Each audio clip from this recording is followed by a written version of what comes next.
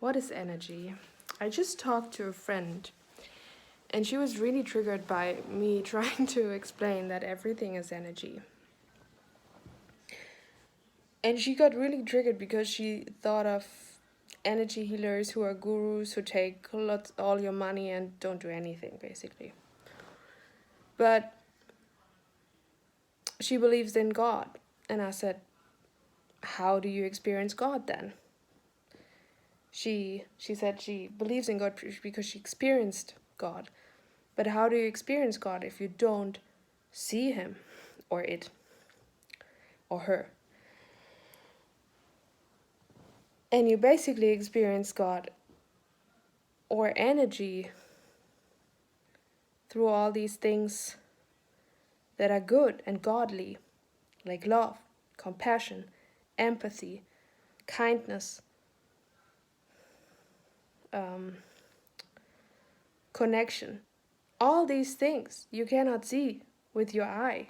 You're in a 3D world. All these things you cannot touch. Love you cannot touch.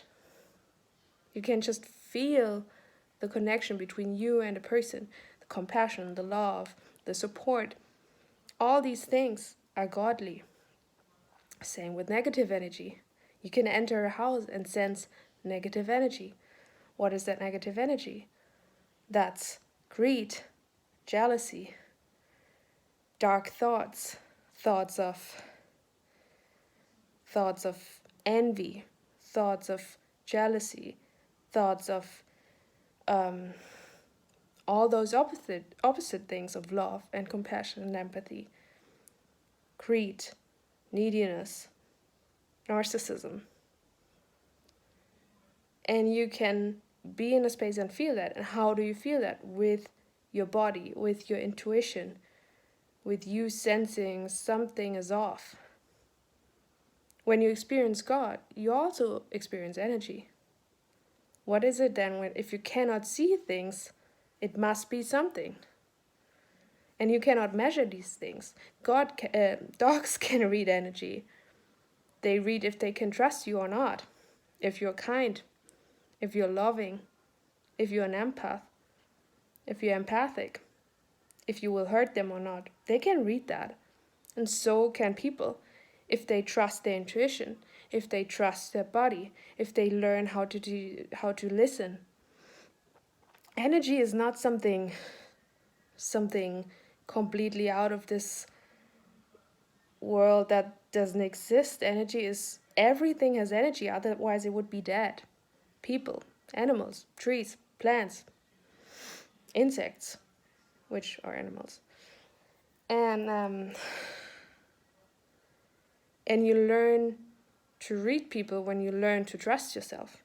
You grow intuition when you learn to trust yourself. And then your intuition will get louder, because your intuition can be God as well, if you want to believe your intuition is God, or your guides, or your angels.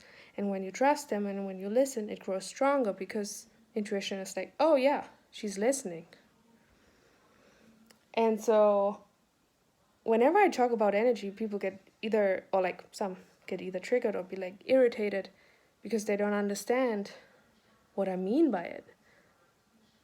And it's everything, like, you are energy, your body is energy, your voice is energy.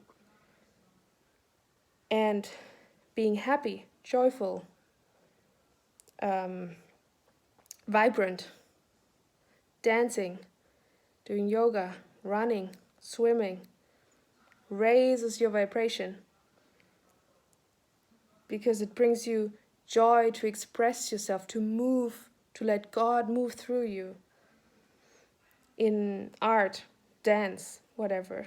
That's how you raise your vibration. You can have low vibration, low energy level. That's when you're tired, when you're depressed, when you have dark thoughts, when you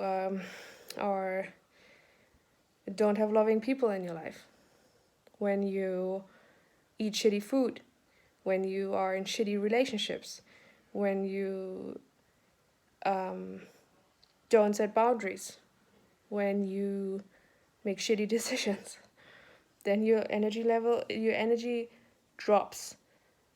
because you're not vibrating on a wave or on a level that is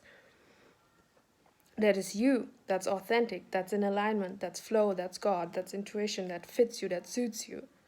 And that's nothing you can see. That's nothing you could explain.